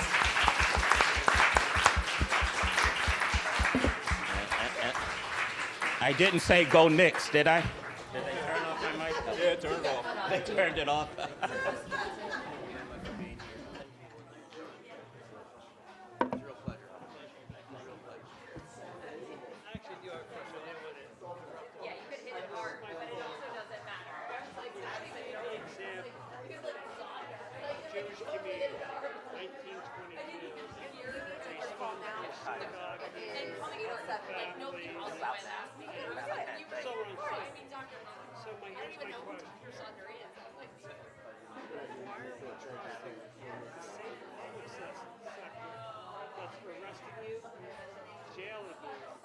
For the most part, rehabilitation.